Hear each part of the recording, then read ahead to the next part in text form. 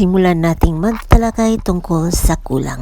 Halimbawa, kapag ang iyong car ay nalumpi, ay hindi sagot sa Japanese car insurance. Ohaka mairi or buchi o otozareru. Guys, hi there. Short only, maybe 10 seconds. Yeah. This year is looking. Ang nasamahan kong Japanese ay hindi Buddhism. Sila ay Tenriki. Pero August pa rin ang pagdiriwang ng araw ng mga patay. Meron din sa kanila ang Hatsubong, yung first observance to honor the dead. Maliban sa Senko, the Japanese term for the Japanese candle for the dead is meron silang mga flowers offering. Oko then the Japanese term for monetary donation for the buried family. Sa entrance ng kanilang mga buchi o cemetery ay may makita kang paigiban dahil magdadala ka ng tubig at buhusan mo ang busiki o tombstone. Hitsugi, casket or coffin in English.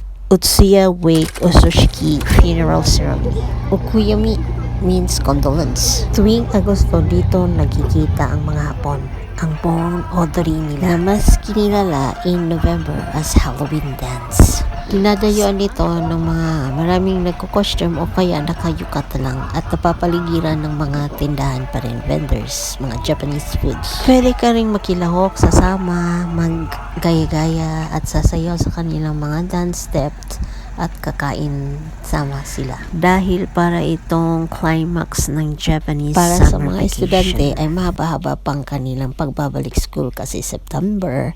Pero yung mga magtatrabaho ay syempre magsisimula na magtrabaho. Kapag masipag ka lang talagang maglaba ay wala kang problema sa iyong araw-araw na susuotin tuwing summer season. Madali lang kasing matuyo ang yukata. Kung kaya't wala kang aalayan ay na-OOTD, ulit-ulitin mo lang suotin ang yukata. Paputok, fireworks in English, hanabi in Japanese. Sa buwang Agosto sila mahilig magsindi ng paputok at binibenta ang mga paputok sa mga tindahan. Mahal siya this year kung kaya hindi na kami nagpaputok. Sinubukan ko na rin magtira nito para sa kinagaliang Pasko at New Year sa atin. Ngunit hindi na mauulit dahil napakasensitibo ang aming fire alarm system.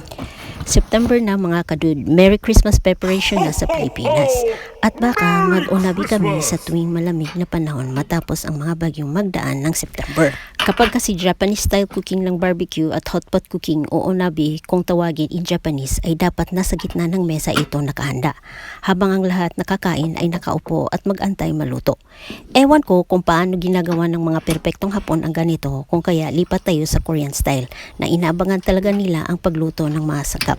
Iwas gutom sa Japan lang ang aking rason. Marami lang kaming gas stove cassette kaya dapat gamitin namin at magtira para sa natural calamity o malaking sakuna na mangyayari sa Japan.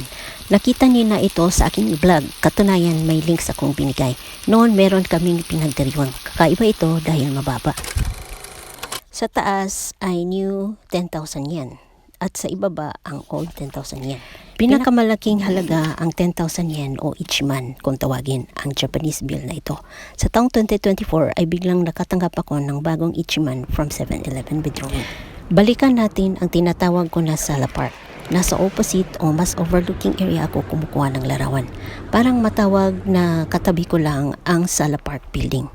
Sa aking vlog noon, July premiere ay isa ito sa pinagsaraduan kapag magdiwang ng Toyota Oiden Matsuri para sa Hanabi. Oh wow, oh what dude!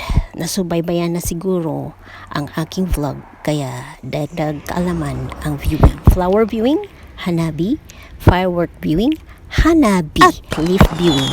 Hapami na magsisimula na naman. Have fun looking at new Japanese bill. That's my 5-minute vlog. Gets niyo ba ang patawa ko? Ting tang, walla walla bang bang. Ting tang, walla walla bang bang. Ting tang, walla walla bang bang.